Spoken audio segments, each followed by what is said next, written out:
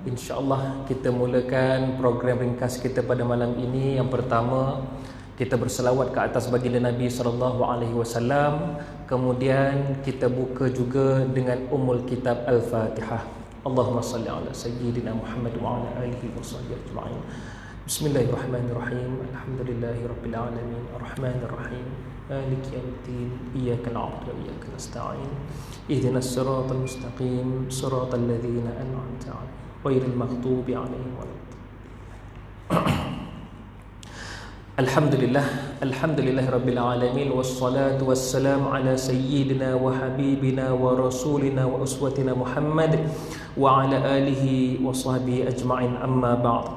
Qala Allah Ta'ala fi kitabihil aziz, a'udzu billahi minasy syaithanir rajim. Ya ayyuhalladzina amanu taqullaha haqqa tuqatih wa la tamutunna illa wa antum muslimun. Yang bermaksud, wahai orang-orang yang beriman, bertakwalah kamu kepada Allah dengan sebenar-benar takwa, dan jangan sesekali kamu mati melainkan kamu berada dalam keadaan Islam. Sadaqallahul azim. Yang saya kasihi lagi saya muliakan pihak jawatan kuasa Surau Istiqamah sudi untuk menjemput teman kembali lagi hari ini, walaupun macam-macam hal di luar sana tuan ya, termasuklah para pendakwah juga diuji macam-macam hal. Tak cukup dengan COVID-19, datang pula banjir, macam-macam tuan-tuan. Yang terbaru sibuk pula duk viral, artis nak kahwin pula. Artis tu lelakinya muda, yang perempuannya tua 17 tahun, dah viral dah. Katanya apa ke benar, cepat nanti katanya. Faham cepat nanti. Orang perempuan ni dia umur 40 lebih, dia dah menopause dah. Duk viral lah tu, macam-macam lah tuan-tuan. Termasuklah para pendakwah juga diuji tuan-tuan. Sejujurnya saya segan, saya malu, kerana yang berada di depan tuan-tuan ini adalah insan biasa yang Allah berikan sedikit ilmu, belajar di selatan Thailand selama 6 tahun setengah. Niat di hati balik ke Malaysia untuk berkongsi. Akan tetapi sebelum balik ke Malaysia ketika itu tahun 2007, tuan guru saya, pengetua saya kata, Hadari, jaga-jaga dengan 3 benda. Dia kata, dia cakap dalam bahasa Melayu Thailand, Hadari, mu jaga molek. Ada 3 benda mu kena jaga. Dia. Ada 3 benda kita kena jaga. Dia kata, saya lah, dia pesan kepada saya. Yang pertama, wanita, ujian wanita. Yang kedua, harta. Yang ketiga, takhta. 3-3 tak, tuan ni, hujungnya tak. Memang betul tuan-tuan, kalau tengok berlandaskan sejarah, memang betul banyak sejarah mengajarkan kita bagaimana ketiga-tiga perkara ini boleh memusnahkan, bukan pada nama seseorang individu, akan tetapi sebesar-besar negara Islam pun jatuh. Antaranya pada tahun 1930-an, 40-an, jatuhnya Empayar Osmaniyah Turki juga kerana 3 perkara ini tuan-tuan. Ya, Empayar Osmaniyah tuan-tuan tahu ya. Balik Google ya. Senang benar zaman sekarang, Google je ya. Tuan-tuan, itulah yang menjatuhkan. Dan sebenarnya di depan mata anak anda, di depan tuan-tuan ini, tak pernah tengok benda tu menjatuhkan. Memang betul tuan-tuan, apabila berlaku dalam kalangan sahabat pendakwah sendiri, memang betul, bukan calang-calang ujian tuan-tuan. Dan tuan-tuan, insya-Allah doakanlah saya yang ada di depan tuan-tuan ni istiqamah. Dah nama surau ni pun istiqamah juga, cantik benar tu ya. Sebenarnya kalau ikut tuan-tuan, jujur saya bagi tahu ya. Ni Ustaz Syukri jemput saya, terima kasih Ustaz Syukri. Asalnya saya dah terdetik tak nak berceramah dah tuan-tuan, jujur. Rasa tak mau dah. Tapi baru-baru ni ada perjumpaan kami para da'i, para imam muda, PU dan semualah, termasuk Ustaz Don ada, Ustaz Zarifi, Ustaz Hariri, semua Ustaz Kazim, Datuk Ustaz Kazim kami jumpa di bangunan TH di Sepang tu. Dengar sendiri bagaimana amanat daripada YB Menteri. Balik daripada tu Datuk Kazim pula ajak jumpa. Dia kata, Hadari, kau jangan berhenti. Dakwah ni kalau kau berhenti, berjayalah musuh Islam. Dia kata, berjayalah musuh Islam. Ini ni ujian. Jadi insya-Allah tuan-tuan, saya kuat balik. Saya kuat kerana jemaah. Dan insya-Allah kalau ada salah silap pada saya, tegurlah saya insya-Allah. Baik tuan-tuan, Da'i Hadari pada hari ini nak berkongsi tentang pengajian kita yang berapa bulan lepas Ustaz Lama benar lah tu. Ya, pengajian kita kitab Rahiqul Makhtum ataupun Rahiqul Makhtum. Tuan-tuan boleh dapatkan kitab ini di kitab-kitab lah, kedai kitab. Ya, di Putrajaya ni pun ada kedai kitab banyak tuan-tuan. Ya, Rahiqul Makhtum, Sirah Nabi Muhammad sallallahu alaihi wasallam, karya Syekh Safiur Rahman Al-Mubarakpuri. Ya, tuan-tuan boleh beli. Dia ada banyak edisi tuan-tuan. Tak cukup bahasa Arab, dia ada edisi tulisan Jawi. Ya, ui susah benar lah Ustaz Jawi. Jangan risau, Rumi ada. Saya tak faham, saya pandai English saja. English pun ada. Ya, semua edisi ada. Bahasa Perancis pun ada, bahasa Urdu pun ada. Kalau agak gamak tak faham lah, saya pandai bahasa Urdu je sebab membesar bahasa Urdu. Urdu pun Urdu lah. Kitab ini ada diterjemah dalam bahasa Urdu pun ada. Boleh dapatkan insya-Allah. Baik, kita berhenti hari itu dalam peristiwa pembelahan dada. Betul ya? Ya, pembelahan dada. Adikku sekalian yang ada depan saya ni, ya, yang baju oren tu, dan tuan-tuan, abang-abang, ayah-ayahku sekalian, bila sebut tentang pembelahan dada ni, kita semenjak kecil kita dah tahu dah. Ya, Nabi dibelah dada. Tujuannya sebab apa? Tujuannya satu sahaja. Nabi dilindungi oleh Allah dan Nabi dimuliakan Allah. Itu tujuan dia. Dia tak sama dengan kita. Ya, dek ya, jangan pergi balik sekarang buat eksperimen. Aku belah dada engkau dulu, lepas tu aku jahit balik, engkau belah aku pula. Baru ikut sunnah katanya. Jangan, tu punah. Ya, tak pernah dibuat orang. Ya, memang betul. Ya, Nabi ada pesan, Allah pun ada sebut dalam Al-Quran. Ya, laqad kana lakum fi rasulillahi uswatun hasanah. Maka sesungguhnya terdapat bagi kamu pada diri Rasulullah itu contoh ikutan yang terbaik. Tapi ada benda kita jangan ikut, macam peristiwa belah dada ni. Yang belah Nabi Muhammad sallallahu alaihi wasallam ialah malaikat Jibril. Kalau adik belah dada adik, yang datang bukan Jibril, Israel. Faham ya? Lain pula kisahnya sekarang. Ya. Baik tuan-tuan, kita sambung peristiwa pembelahan dada. Dalam peristiwa pembelahan dada ini berlaku ketika baginda Nabi sallallahu alaihi wasallam sangat kecil, umur 6 tahun. Ada ulama kata 4 tahun, ada ulama kata 10 tahun. Jangan bergaduhlah ya. Ya, nak ceritanya masih kecil ketika itu Nabi Muhammad sallallahu alaihi wasallam masih lagi berada di bawah jagaan Halimatus Sa'diyah. Kecil lagi. Dijaga, kemudian dibela. Ketika satu hari Nabi berumur, ditulis dalam kitab ini 4 tahun atau 5 tahun.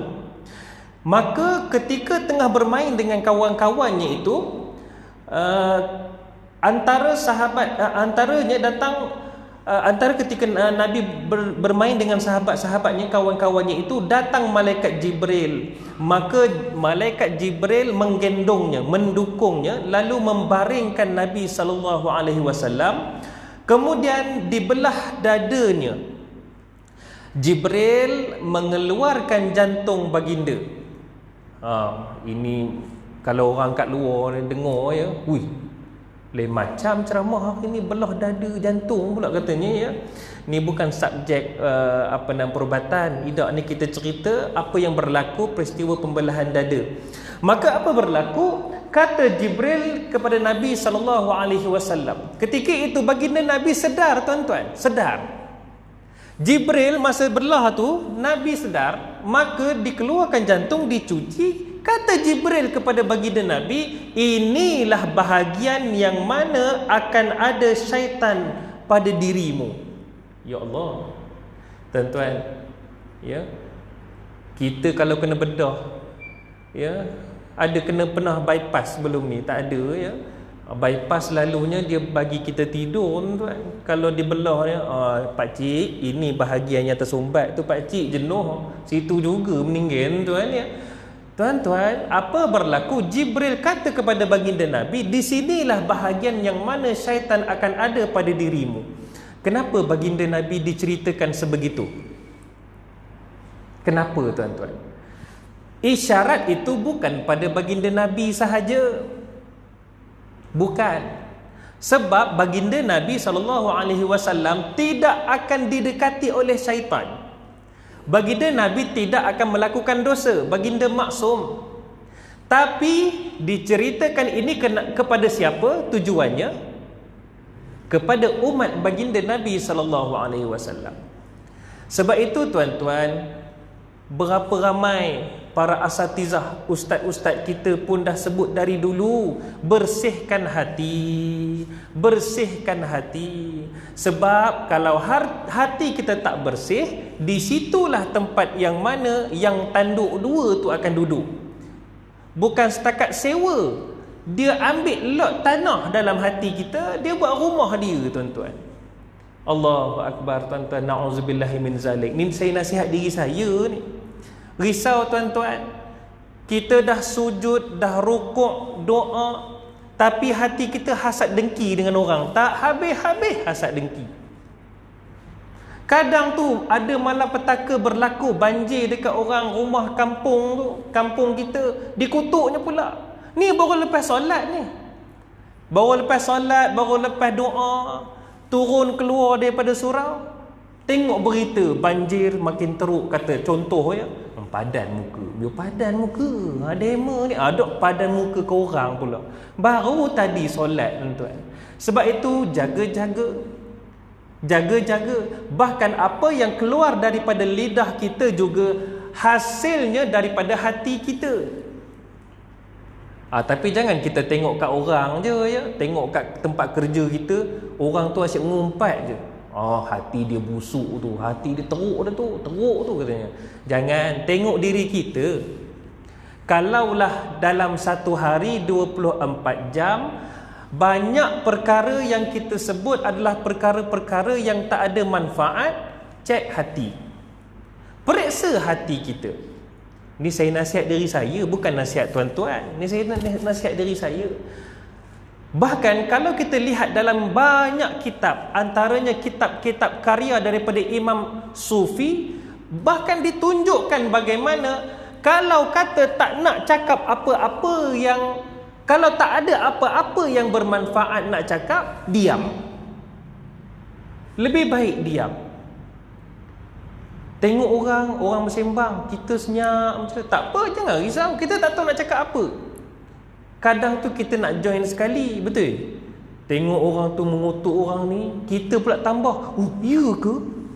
Kita pula mula dengan ya ke. Lepas daripada ya ke tu, berjela karangan kita buat. Aku pun rasa dia pun macam tu. Pula tambah, tuan-tuan. Bahaya, tuan-tuan. Ya, bahaya. Ni dalam situasi COVID-19, ya, COVID-19 masih lagi ada. Masih lagi tak, seolah-olah macam tak ada langsung. Sedikit pun kita rasa insaf. Tambahan pula, ya Allah, tuan-tuan, kalau tengok laman sosial bab politik, tuan-tuan, ya. Ni belum cerita bab lain, ya, bab politik. Ya Allah, tuan-tuan, saya tengok pun gerun, tuan-tuan. Ya, seolah-olah lantaklah wabak datang, kutuk tetap kutuk katanya. Ni masalah kita ni, tuan-tuan. Jangan, jaga-jaga. Tak ada benda yang berfaedah, diam nak cakap, ya. Tak ada nak cakap apa-apa, diam, tuan-tuan, ya. Bila sebut tentang perkataan diam ni, saya teringat satu kisah, tuan-tuan, ya. Kita, antara perkara yang kita rasa paling tercabar apa, tuan-tuan? Kalau kita ni baran lah sebagai seorang ketua rumah tangga, bila kita rasa tercabar? Bila isteri kita bising tepi telinga, tuan ya. Tapi ada suami alhamdulillah tenang dan sabar. Pokpek lah macam mana pun dia. Sebab apa? Saya nak kongsikan kisah Sayyidina Umar Al-Khattab. Umar Al-Khattab, tuan-tuan, ada seorang sahabat datang, dia ada masalah. Ni saya cerita sikit sebelum sambung, tuan ya. Ni cerita pasal hati juga ni. Kita sedia maklum, Umar Al-Khattab ni sifat dia macam mana? Syaitan pun takut dengan Umar. Kita sadar macam mana pun pergi gym, syaitan gelak aja kat kita, tuan. Umar sampaikan syaitan takut. Jadi satu kisah waktu tu Umar Al-Khattab menjadi khalifah. Umar adalah khalifah kedua. Ya. Kemudian apa berlaku? Umar berada di rumahnya. Seorang sahabat ni, dia ada masalah rumah tangga dengan isteri dia. Dia tak tahan, tuan-tuan. Ya, isterinya asyik duk pokpet. Ingatkan dah habis, masuk dapur pun pokpet juga. Hai dekat ruang tamu dah satu hai dah. Pergi dapur pula dia tambah pula. Orang dah cakap, contoh tuan ya. Dekat ruang tamu letak mengatakan, contoh kalau kita selalu kena macam mana? Stokin mengata-kata, ini mengata-kata. Pergi dapur pula, pinggan tak reti basuh ke? Harap suami je. Oh tuan-tuan ni kalau kita, oi, keluar pergi ceramah kat luar, tuan. Tak tahan kena ceramah kat rumah, tuan. Jadi apa berlaku? Dipendekkan cerita, lelaki ini dia takut melafazkan talak. Dia takut melafazkan talak pada isterinya, maka dia apa dia buat? Dia keluar nak mengadu pada Khalifah Umar Al-Khattab. Umar ni sadar diriwayatkan ulama sirah, Umar Al-Khattab kalau duduk dekat sebelah kuda paras pinggangnya sahaja. Kalau kita duduk sebelah kuda gelak aja, dia tendang je kita, jadi ya. Jadi apa berlaku? Sesado-sado Umar itu duduk di rumah, sahabat ni pergi ketuk. Baru nak ketuk pintu, dengar isteri Umar duk bising dekat Umar. Lah, sama juga. Bezanya, dia bila isteri bising, dia marah balik. Tapi bila dekat rumah Umar, dia tak dengar pun suara Umar. Umar Al-Khattab, kalau ada orang yang buat salah, contoh kata keluar daripada Islam, Umar Al-Khattab akan marah. Ya, ketika dalam perbicaraan Umar sebagai khalifah akan marah. Tapi dekat rumah isteri pokpet tak dengar suara siapa-siapa. Maka dah habis dah isteri dia pokpet, dia ketuk. Wahai Umar, asalnya aku nak mengadu, aku ada masalah rumah tangga.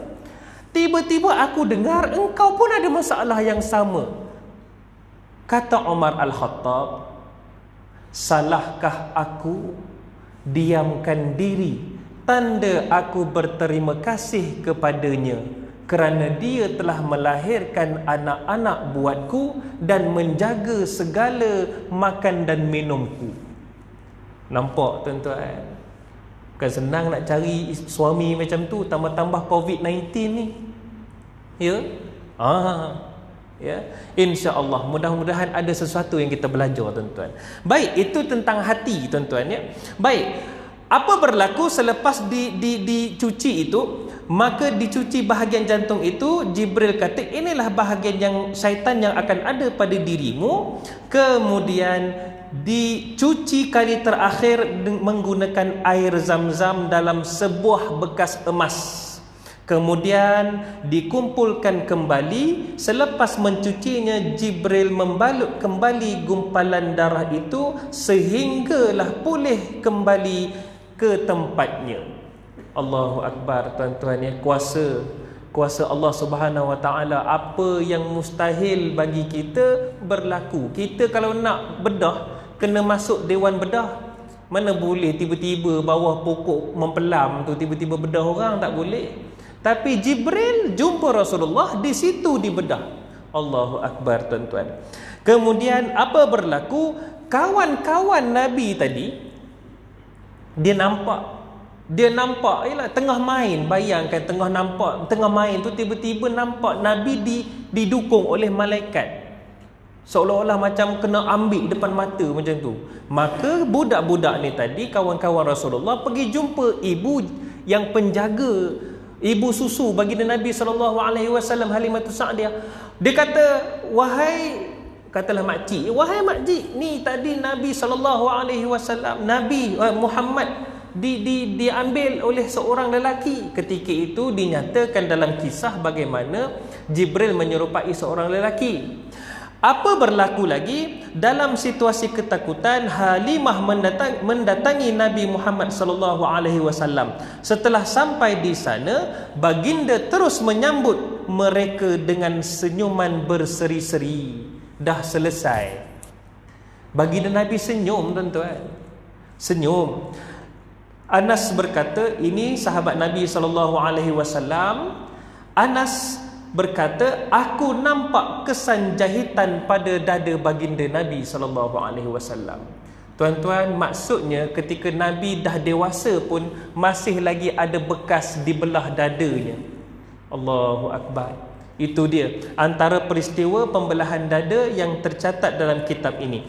Baik, tuan-tuan, satu peristiwa yang sangat sedih baginda Nabi SAW ketika di bawah jagaan ibu susuannya, sehinggalah satu masa berlaku pembelahan dada ni, Halimatus Sa'diyah tak berani nak bela. Sebab apa? Risaulah, kok berlaku apa-apa. Maka dipulangkan kepada ibu baginda Nabi SAW, iaitu Aminah. Dipulangkan. Maka ketika itu baginda Nabi SAW umurnya 6 tahun. Ya. Satu peristiwa yang lain pula berlaku. Tak lama selepas diserahkan kepada Aminah, Aminah nak bawa Rasulullah menziarahi makam suaminya, iaitu Abdullah, ayah kepada baginda Nabi SAW. Apa berlaku, tuan-tuan? Setelah meninggalkan Mekah, menempuh perjalanan yang jauhnya mencapai 500 km. Haji, ya? Ada yang pernah pergi buat haji, pernah umrah. Bersyukur sebab apa? Kita naik bas Mercedes tu, bas Arab, bas Mercedes tau. Kita dapat rapid KL tu pun alhamdulillah dah. Sana bas Mercedes, tuan-tuan. Duduk dalam bas tu, tidur je kita, ya. Sedar kat mana? Dua tempat je. Yang pertama R&R dia, untuk makan nasi Arab. Tuan, ya. Yang kedua sedar dah sampai. Sama ada sampai Madinah atau sampai Mekah. Tuan-tuan, ya. Teringat pula saya bawa jemaah, tuan-tuan. Itu kita zaman Nabi SAW, Aminah membawa Rasulullah 500 km tu naik unta. Allahu Rabbi. Maka apa berlaku? Dibawa Nabi Muhammad SAW serta bersama dengan Aminah, iaitu Ummu Aiman dan juga Abdul Muttalib. Satu peristiwa, apabila sampai di Yathrib, mereka tinggal selama sebulan. Kemudian mereka nak pulang ke Mekah. Apabila nak pulang ke Mekah, Aminah jatuh sakit. Aminah jatuh sakit. Tuan-tuan cuba bayang, seorang kanak-kanak berumur 6 tahun dah memang tak ada ayah dah. Baru 6 tahun, duduk dengan mak tak lama sebelum tu dijaga oleh ibu susuan. Baru duduk dengan mak, jalan perjalanan 500 km nak balik, ibunya jatuh sakit. Dan akhirnya apa berlaku? Perjalanan masih jauh, Aminah meninggal di kota Abwa, satu kampung Abwa. Kalau nak tengok, kalau nak tahu dengan lebih lanjut kisah ni, diceritakan bagaimana apa sakit Aminah, kemudian apa berlaku di Abwa. Tuan-tuan boleh rujuk satu lagi kitab karya Ibnu Hisham, iaitu Talqih Al-Fahum. Ya, itu boleh cari kitab tu. Ya, saya setakat ni tak jumpa lagi kitab tu di sini. Zaman belajar dulu ada. Baik, apa berlaku? Aminah meninggal di Abwa. Ya, sebuah kampung yang berada antara Mekah dan juga Madinah. Allahu Rabbi. Tuan-tuan, dalam kita rasa kita susah, ada insan yang pernah rasa lagi susah dulu. Kita ni adik masuk universiti nanti, insya-Allah, amin. Adik pening tak ada PTPTN, adik telefon, mak duit tak ada. Tunggulah masuk, insya-Allah. Ya. Kita tuan-tuan, pening-pening kita pun hari tu lepas je PKP boleh balik kampung, jam jalan. Saya pun tak berani balik. Apa sebab apa? Rindu kampung, nak makan mempelam. Ada kampung, tapi ada insan yang kehilangan ibu semenjak umurnya 6 tahun. Allahu akbar. Kemudian apa berlaku? Nabi Muhammad sallallahu alaihi wasallam dibawa pulang ke Mekah oleh Abdul Muttalib. Rasa simpati terhadap cucunya yang yatim itu makin bertambah. Kemudian musibah baru, yakni kematian Aminah, menimpa cucu itu, menyebabkan kemudian menyebabkan Abdul Muttalib menyayangi Nabi Muhammad sallallahu alaihi wasallam. Ya, rasa kasihan terhadap Nabi Muhammad sallallahu alaihi wasallam begitu hebat, hal yang belum pernah dirasakan sebelumnya terhadap anak-anaknya sendiri. Allahu akbar. Ya, disayang sangat. Ya, sayang sangat Abdul Muttalib ini kepada Rasulullah sangat tinggi. Yang pertama, cucunya. Yang kedua, kerana Abdul Muttalib nampak sendiri bagaimana peristiwa berlaku kepada cucunya itu. Ya, kehilangan bapa semenjak di dalam rahim, kemudian hilang pula ibunya ketika umurnya 6 tahun. Maka atuknya iaitu Abdul Muttalib sangat-sangat sayang kepadanya. Maka sekuat tenaga dia bertekad tidak akan membiarkan cucunya hidup terlantar sebatang kara. Bahkan dalam banyak hal cucunya itu lebih didahulukan berbanding anak-anaknya sendiri. Allahu akbar. Itu Abdul Muttalib. Nampak apa berlaku pada Nabi Muhammad. Kita kalau ada cucu agak-agak macam mana, pakcik? Oh, sayang benar lah ya. Macam saya, pengalaman saya tuan-tuan, bawa anak saya ni satu-satunya cucu lelaki. Ya, bawa balik kampung, tak kisahlah kampung sebelah mentua atau kampung saya sendiri, tak boleh marah langsung anak tu. Bila marah anak, saya kena marah balik. Tuan, itulah kalau atuk sayang cucu. Ya, itu kita. Ini Abdul Muttalib lagi menyayangi Rasulullah sallallahu alaihi wasallam. Baik, dinyatakan oleh Ibnu Hisham ada sebuah tempat rehat yang diletakkan berdekatan Kaabah untuk Abdul Muttalib. Anak-anaknya selalu duduk di sekeliling ke tempat rehat itu. Jika Abdul Muttalib tidak ada di situ, kalau Abdul Muttalib datang, mereka segera bangun untuk menghormatinya. Pernah sekali Rasulullah sallallahu alaihi wasallam yang sewaktu itu masih kanak-kanak menghampiri tempat itu dan hampir duduk di atasnya. Bapa-bapa saudaranya segera menghampiri baginda, memegang dan berusaha mencegahnya agar tidak duduk di tempat rehat itu. Tuan-tuan, Abdul Muttalib ni dia orang besar zaman dulu. Antara orang besar, ketua-ketua kabilah yang duduk di Mekah. Maka dia ada satu tempat ni khusus untuk dia. Memang tak boleh orang main-main, nak lompat ke, nak duduk sekejap lepaskan lenguh, tak boleh.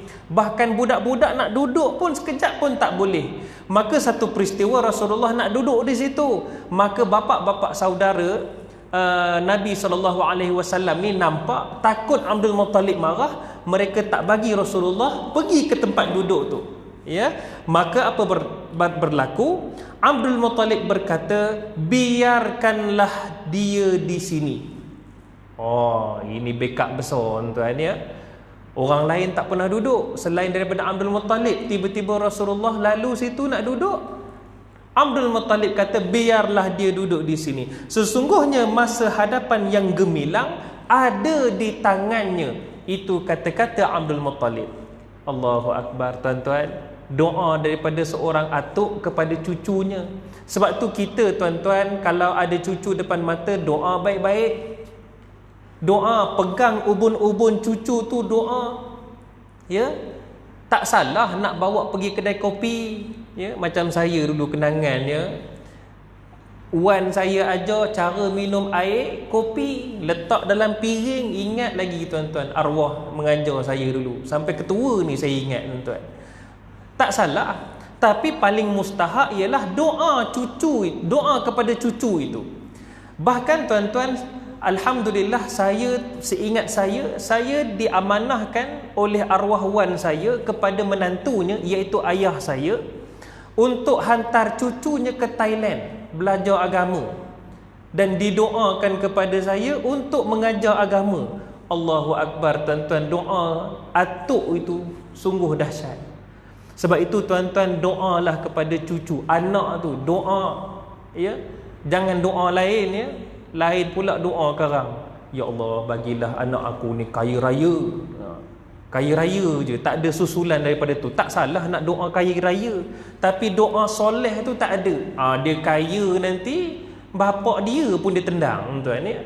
Jadi doa tu dia kena doa tepat, doa yang cantik, doa yang ada agama tu di depan tuan-tuan. Maka kata Abdul Muttalib, biarkanlah dia, masa hadapan yang gemilang ada di tangannya. Lantas Abdul Muttalib duduk bersama baginda atas tempat rehat itu. Allahu Akbar. Dia mengusap belakang baginda dan tangannya sentiasa gembira dengan tingkah laku yang dilakukan oleh baginda. Allahu Akbar. Ketika Rasulullah 8 tahun 2 bulan dan 10 hari, 2 tahun selepas peristiwa ibunya meninggal, Abdul Muttalib meninggal dunia di Mekah. Abdul Muttalib pula meninggal tuan-tuan. Ni kata, ya, satu demi satu apa yang Nabi lalui ni bukan senang tuan-tuan ya. Abdul Muttalib meninggal dunia di Mekah. Sebelum meninggal, Abdul Muttalib menyerahkan pengasuhan cucunya itu kepada bapa saudara baginda sallallahu alaihi wasallam, iaitu Abu Talib. Itu kisah dia. Jangan confuse Abdul Muttalib dengan Abu Talib. Abu Talib bapa saudara baginda, ya. Abdul Muttalib datuknya. Ya, insya-Allah apa yang berlaku kepada baginda Nabi iaitu diserahkan kepada Abu Talib ketika Abdul Muttalib sebelum wafat. Allahu Rabbi, Allahu Akbar. Inilah yang berlaku kepada baginda Nabi sallallahu alaihi wasallam. Baik, ni saya sampai pukul apa ni ustaz? Kalau tak bagi tahu ni mau sampai subuh esok ni. 8.33 insya-Allah. Baik tuan-tuan, saya sambung sikit lagi. Apa yang berlaku selepas itu sangat istimewa. Sebab apa? Baginda Nabi SAW belajar banyak perkara tuan-tuan. Sejak kecil baginda Nabi dah berdikari. Yang pertama, baginda dilindungi Allah, dibelah dadanya. Kemudian baginda Nabi pernah merasa sedih yang amat sangat kehilangan ibu. Kemudian dibawa, dibesarkan oleh datuk baginda Nabi. Nabi belajar apa agak-agak tuan-tuan? Bila duduk di atas kerusi bersama dengan seorang ketua, agak-agak Nabi belajar apa waktu tu? Leadership. Nabi kan diceritakan tadi, Nabi sentiasa berada di atas kerusi, duduk bersama Abdul Muttalib. Jadi kalau ada perjumpaan kabilah-kabilah, Nabi akan memerhatikan datuknya. Sebab itu tuan-tuan, kalau selepas ini katakanlah kalau ada kuliah, ambil anak duduk, jangan dihalau. Kita ada kuliah, anak main, duduk, suruh duduk dengan kita. Nampak tu, itulah ustaz tu. Nampak tu, dalam TV nampak kurus, kat luar kan gemuk, kata contoh saya lah tu ya. Tuan-tuan, ambil anak duduk dengan kita, sebab di situ dia belajar antaranya kasih sayang ayah kepada anak, sebab nanti dia pun akan ada anak, iaitu cucu kita. Yang kedua, di situ dia belajar ilmu agama dan belajar menjadi seorang pelajar. Nabi belajar leadership, duduk bersama dengan ketua kabilah di atas kerusi ketua yang mulia tu, belajar macam-macam selama 2 tahun. Kemudian apa berlaku? Selepas itu baginda Nabi duduk belajar banyak lagi perkara bersama dengan bapa saudaranya Abu Talib, yang juga antara orang hebat dalam orang masyarakat Mekah dan juga peniaga yang hebat. Tuan-tuan, Abu Talib adalah peniaga yang hebat, orang berniaga yang hebat. Sebab itu tuan-tuan, kalau nak anak kita jadi peniaga yang hebat, kita mesti kena bagi dia kursus duduk dengan orang hebat. Kalau nak anak kita pandai agama, mesti kena bagi dia ruang cuti sekolah duduk dengan ulama ni belajar agama. Tu konsep dia.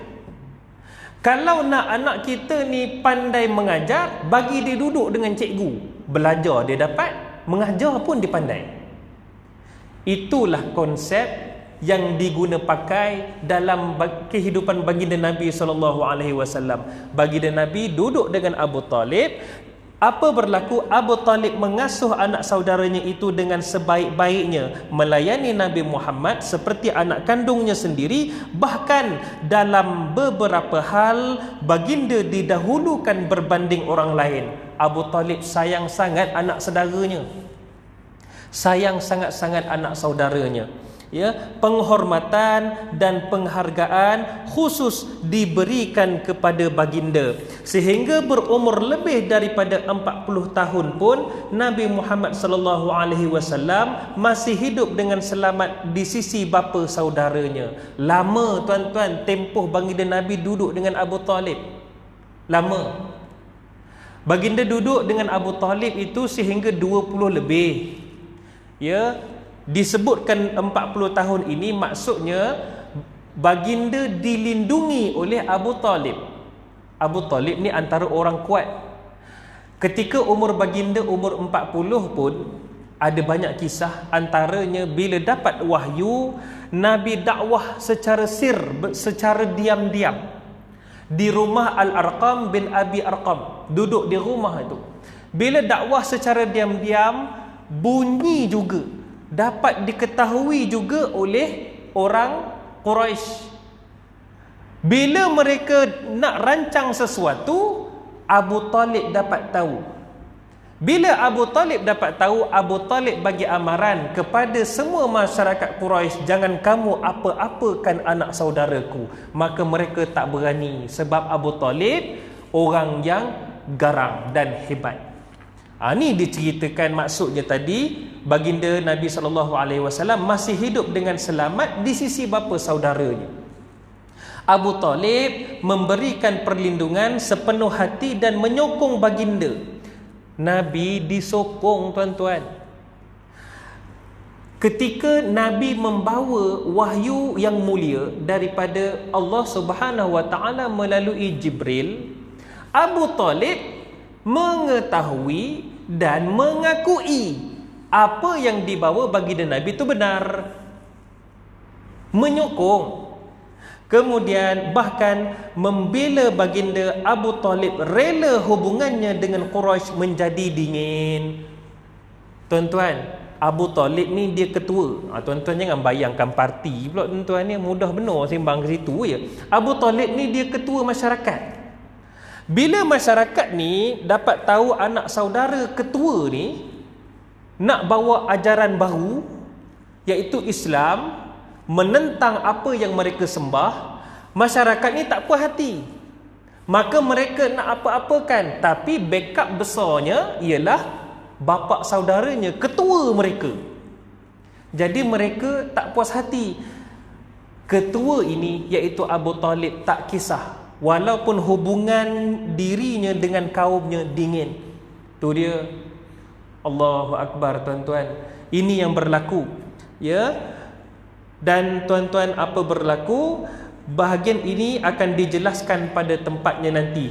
Ditulis oleh penulis. InsyaAllah pada depan kita akan bicarakan dengan lebih lanjut bagaimana hubungan dingin tu macam mana. Kita akan tengok nanti. Dingin setakat dingin biasa-biasa ke? Tidak tuan-tuan. Nanti kita akan tahu dinginnya tu macam mana. Dahsyat tuan-tuan. Jadi insya-Allah apa yang saya sampaikan, apa yang saya bacakan daripada kitab yang ditulis oleh Syekh Safiur Rahman ini akan menjadi manfaat untuk tuan-tuan dan juga diri saya terutamanya insya-Allah. Dan insya-Allah tuan-tuan, jadikanlah sifat kepribadian Nabi SAW itu sebagai satu contoh ikutan buat kita. Dan insya-Allah tuan-tuan, dengan berkat kita duduk malam ni mengetahui sirah Nabi itu akan memberikan kita peluang mendapat syafaat baginda Nabi SAW. Amin ya rabbal alamin, insya-Allah. Baik tuan-tuan, lepas ini saya akan sembang dengan Ustaz Sukri. Sebab apa? Mungkin kalau ada peluang ditukar hari. Sebab Ustaz, ni Ustaz tak tahu lagi. Sebab insya-Allah mulai bulan 2 saya akan berkhidmat di Radio Zayan. Dulu IKIM, ingatkan nak berhenti dah, tak nak dah bercakap seorang-seorang depan mikrofon tu. Tiba-tiba dilamar oleh Radio Zayan pula. Jadi insya-Allah kalaulah kata tak dapat diubah tarikh pada hujung minggu, jadi tak dapatlah saya datang kemari dah. Ya, sebab hari biasa memang saya akan bertugas sehingga 7:30 malam di Astro Bukit Jalil, ya, insya-Allah. Baik tuan-tuan, moga dipermudahkan urusan saya, doakan saya, dan juga saya doakan dipermudahkan urusan tuan-tuan, terutamanya dalam kita mendepani apa-apa sahaja ujian daripada Allah Subhanahu Wa Taala, insya-Allah. Doakan saya, insya-Allah. Amin rabbal alamin. A'udzubillahi minasyaitonirrajim. Bismillahirrahmanirrahim. Allahumma salli wa sallim ala sayyidina Muhammad wa ala alihi wa sahbihi ajma'in. Ya Allah, pada malam ini kami menadah tangan memohon taufik dan hidayah daripadamu agar kami sentiasa berada di bawah naungan rahmatmu sepanjang waktu. Ya Allah, jadikanlah kami ini umat Nabi Muhammad sallallahu alaihi wasallam yang sentiasa menyayangi baginda Nabi sallallahu alaihi wasallam, yang sentiasa mengamalkan sunnah Nabi kami Nabi Muhammad sallallahu alaihi wasallam, dan akan memperjuangkan apa yang diperjuangkan oleh baginda Nabi sallallahu alaihi wasallam. Ya Allah, ya Tuhan kami, jadikanlah kami ini insan yang mendapat syafaat baginda Nabi sallallahu alaihi wasallam di akhirat nanti. Ya Allah, ya Allah, ya Rahman, ya Zal Jalali wal Ikram. Hanya kepadamu kami berserah dan hanya kepadamu jualah kami memohon pertolongan. Rabbana atina fid dunya hasanah wa fil akhirati hasanah wa qina azabannar. Wa sallallahu ala sayyidina Muhammad wa ala alihi wa sahbihi ajma'in. Walhamdulillahi rabbil alamin.